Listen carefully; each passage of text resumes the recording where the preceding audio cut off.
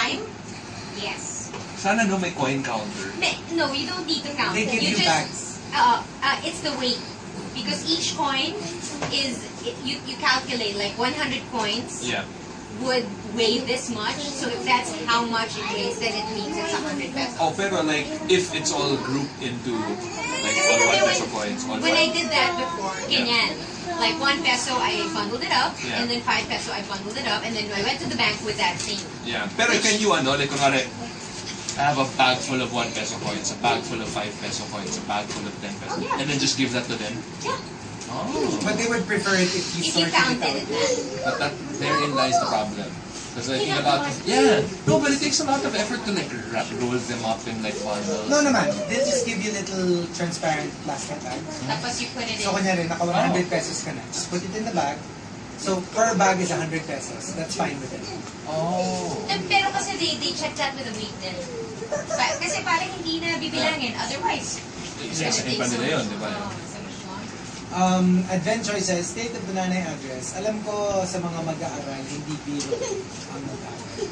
Pero mas hindi biro ang mag-aaral. Oh, yeah. A lesson that you learn when you're older, for sure. I didn't know that until just 2 years ago. Ako, it was the Monster Scholar thing that we did. No, because it makes you realize like how important it is for others. Yeah, and for people like me and for other people out there who super just took their education for granted. For granted, yeah. Then you see people who really want it. You know, somebody brought that up in the Facebook page of the Morning Rush. Yeah. That they remembered the first time we had done the Monster Scholar, and they were saying that it was probably one of the best / saddest. Yeah. Because it's not sad because of the outcome. At least they get to go to school. It touches you, I think. But that's only a fraction of the people who actually want to go to assistance. school. That's true. Kasi kami here in our ranks, what? At most 22. We had 22 scholars in SEM. But how many people out there need and want to go to school? Right. Also, Derek Sanchez says, state of the nanay address. Tatanggalin ko na ang MTRCB. Takpan nyo na lang yung mga mata ng mga bata sa kasiselang panahon. Tapos sa inyo, at least na-enjoy ko. Hindi kailangan tanggalin. Hindi sensor for the adults. Hirap ha. Ang hirap talaga if you have a child in the house. I really don't know what the first thing about it would be like. I mean, when do you consider it as, oh, you should watch it? Or this is an okay age for you to be able to watch this? Kasi that's a parent's call. Because like, with Titanic, when it first came out in the movie house, we watched it, and obviously there's a nude scene in Titanic. And I remember my mom would just say, parang, oh, cover your eyes. Obviously, I didn't look. I didn't close my eyes. Like, I had my hand over it, but I was speaking through the gaps. Kasi I don't think there's an age, because sometimes kids are mature for their age, and sometimes they're not. They're not. It really depends on the child and depends on the parent. Yeah. Like, hard to tell. Well, legally, of course, when they're of age. Pero yung pag sa bata, hindi sila alam yun. No. Kasi just take yourself as an example. Yeah. When you first watched a love scene on TV or a kissing scene. That's when I was 20. Whatever. I mean, did you think that the world was going to change? Yeah. Hindi naman eh. Kasi it's not, Well, my you know, world. I think the change is like not so much na instant na parang pag nanood sila ng Bold, they will be like bad people. But it's more like what they do after that because they become excited. For me, it's the awakening of certain Yun, urges there. that I don't know how to deal Yun. with. I think that's the main thing. It's the awakening of the sexual awakening. You know, no, kasi I remember watching something on TV before that started me thinking, oh wow, that happens. Ganon. Yeah. And Saka minsan talaga, and most of the time, TV talaga. yeah, kasi yun ang mas always in the background. Yeah. Your mom doesn't always say, oy, huwag niyo panoorin yan. Sometimes nakalusot ka. Oh, they just turn So, it di ba on. like, a lot of people, the first time they watch Baywatch, that's when they become quote-unquote awakened. Yeah, that's when I had my first crush. Yung iba, ano? Starsky and Hutch. Yung iba. Sino? Hindi! Wala sinasabi na. As an example lang. Grabe. Oh, si Starsky and Hutch. Or Hardy Boys, or whatever it is you're into. And Diba? Berlin. Sa kaya mga ano. And were they really They hard? were, I of swear. course, that's their last Alam mo, game. you know what, like some of the worst offenders when it comes to that? Kasi they're not really like stopping you naman from watching. Yung mga nuts yan, Dallas, yung mga The soap operas. Kasi there's a lot of like Bold and sexiness Beautiful. involved. Pero more at night ha. Oo. Kasi Bold and Beautiful is a So daytime now, it's a daytime show. Pero Mas. kasi, very, ang mas takot ako with the TV shows now. Because the kissing is just much more real. Yeah. Pero feeling ko rin kasi, no matter what you do, that will happen. Eh. Like, kumari, parang, for some people I know, their earliest memory of like sexual awakening was Scooby-Doo. I mean, not the dog, but like, Velma? yeah, Daphne daw. Not naman Velma, Daphne. Si Daphne naman, si Daphne yung Trixie. Okay, what are you saying about Velma? Mas Trixie Mas Daphne. chic si Daphne. Kung kaano lang ha, kung sa chic Kung ka aesthetic lang. Oo. Or si Fred. Pwede si Fred. Parang Fred and Shaggy. Oo. No, Kung kung, si Fred. oo eh. So gets. Di ba Fred and Daphne are the like pretty ones. What's so weird? Mine was a black and white version. Really? Pero real people, not cartoons. Not cartoons. Kasi natatawa ako kasi just remembering it now. It's because it made me look at the world so differently. Yeah. And you started seeing things that you used to not see.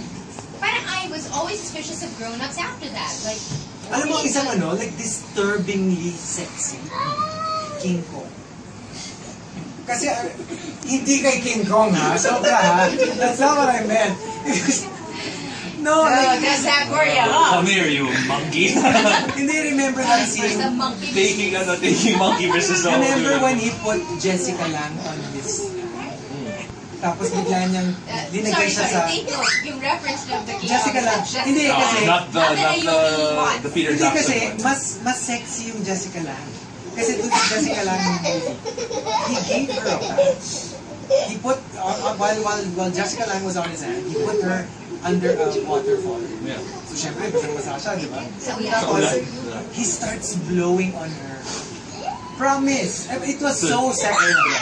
To air dry her. Tapos, she starts like, alam mo yung tumataas yung palda niya, ganyan. Yeah. Tapos, yung parang napaka-pervy ni King Kong. Pero That ano version. eh, as in, you will It's find super pervy. you will find it in whatever way I feel. Kasi like, alright, parang I remember watching this, I don't know if it was a B movie. It's called The Relic. It's a Penelope Ann. Yeah, and there was like, parang she was a museum curator and May real crush. she's so chick, diba? So she was a museum creator and she had unleashed like some weird monster that ate people and whatever. But eventually the monster came face to face with her and the monster just licked her.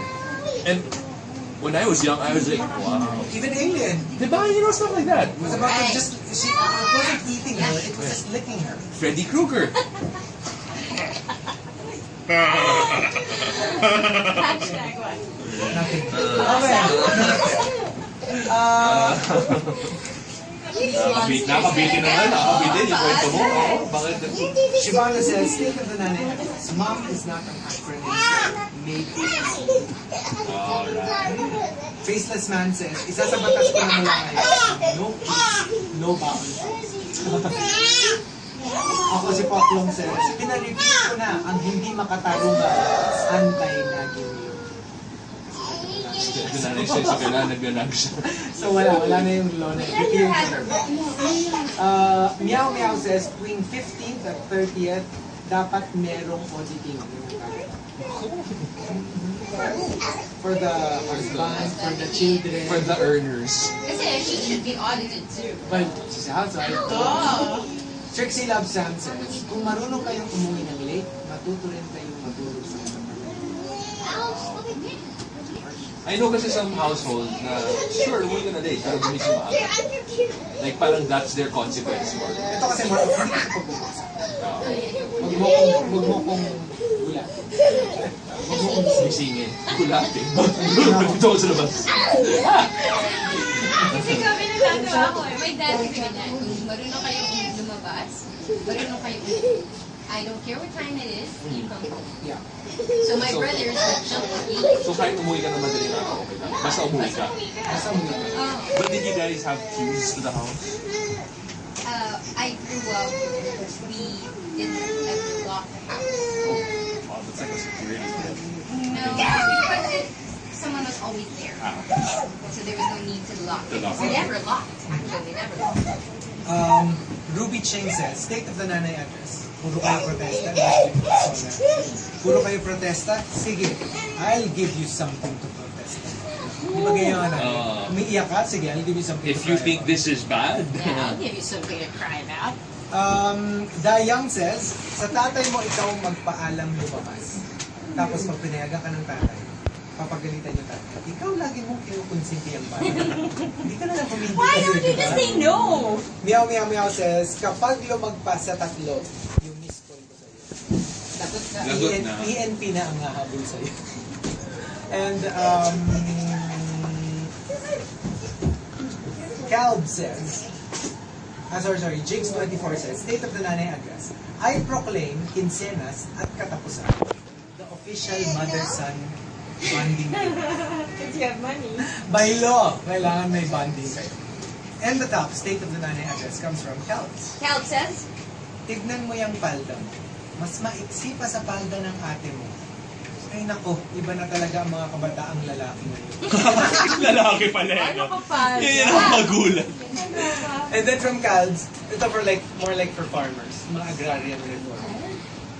Calb says, maghapong nag-aalaro ang isay mo sa bukid.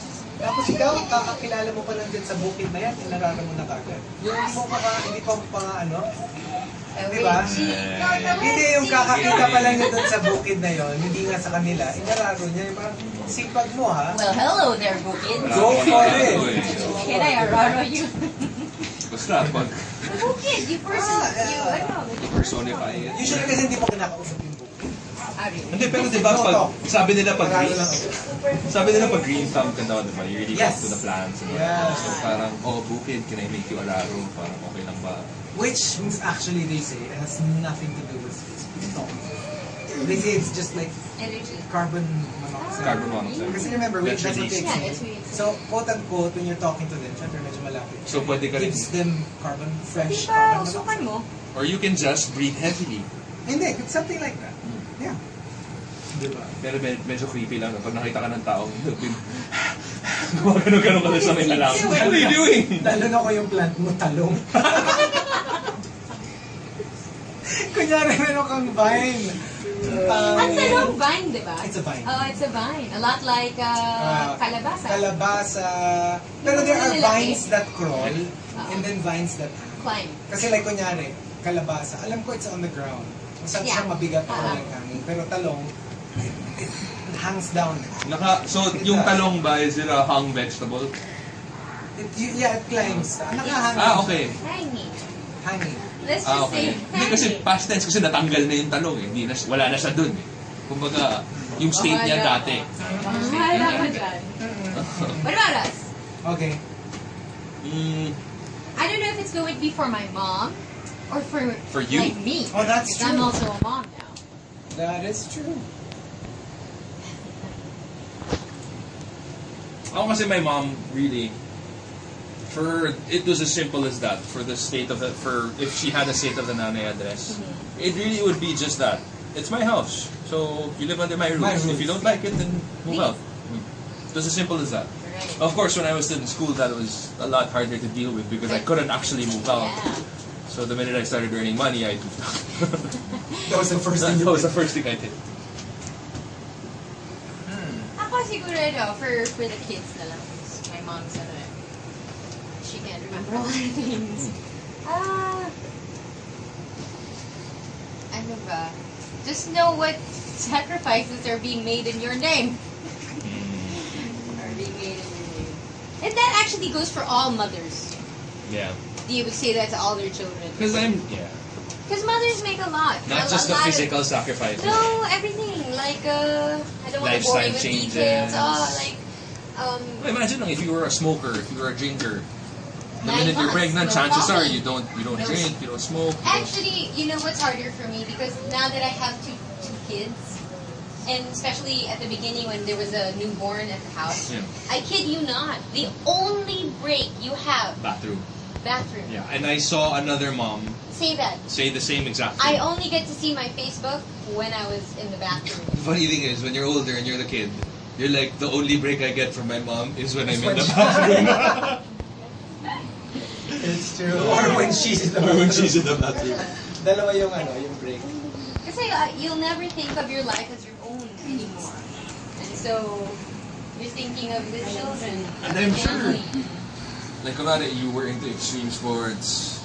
You, Ngayon lang, driving. If I drive the way I used to drive, I'm too scared that I might leave my children yeah. motherless. I mean, I've become more scared. It sucks, no? There's no responsibility. Yeah, like if I see a motorcycle coming close to my lane, Yeah. I really stay out of the way. Before kasi, ikaw ang tumawid. This is my lane, I don't care. Pag nabangga tayo, lagot ka. Yeah. Yeah. But now, I don't want the hassle. I just want to go home to the children. That's it. That's what I'm thinking.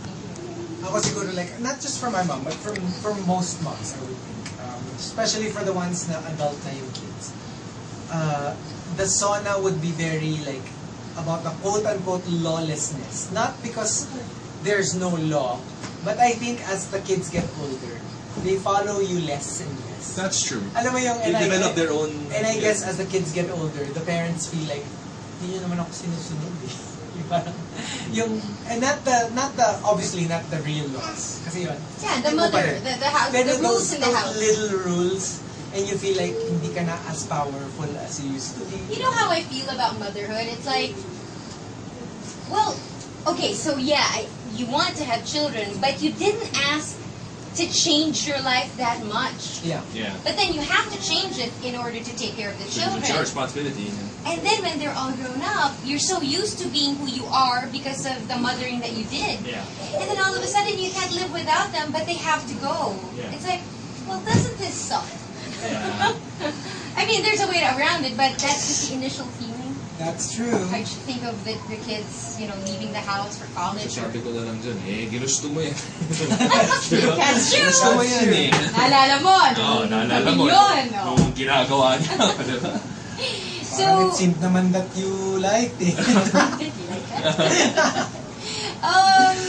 so the sauna is at 4 p.m. President Yes. Rodrigo Duterte addresses the whole nation as to what the plans are in the next 4 years. No, 6 years. Yes. So it starts at 4. The speech starts at 4, and they were saying that it will be short. Yeah. There's Cocktails like a expected 30 at plus 5 minutes. p.m. Yeah. And they parang less pomp and pageantry, direct to the point. The clothes are not going to be all fashion. It's going to be very, like gusto nga nila business attire. Yeah. No gowns. No gowns. Yeah, They want just like cocktail dresses. At most. I think I like that. Yeah. I like that part. Yeah. But okay, so take care of you guys. Take care of yourselves out there on the road, because I know that the traffic will probably get worse as the actual As the day sauna progresses. approaches. And Especially sa may batasan. yeah, my area. So take care on the road. We'll see you guys tomorrow Alright. for part 2 of this. Yeah, and for the people who are asking on Twitter, kasi if you're gonna be here tomorrow and on Thursday, No, I'll be here every day. The whole week. The whole week. So until 2030. Diba? 2030 ba nag-usapan natin, di ba? Oh, Okay. medyo ganun. 2030. Ano lang yun, yung ating dark and evil plan. Okay. yeah, so I'll see you guys tomorrow. Bea's gonna be here too, right? Yes. So it's the gang will be complete tomorrow. Have a great Monday. Bye, Okay, guys! Bye.